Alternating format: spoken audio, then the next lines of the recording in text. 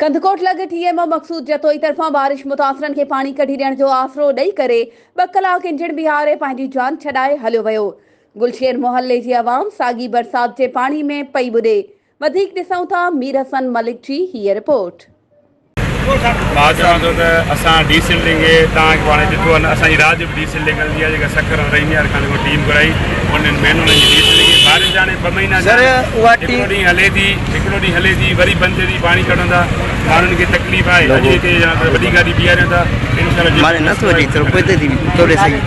तरफ़ां बरसात आहे इंशाअल्लाह ताला जेको बि आहे कमु कराईंदा।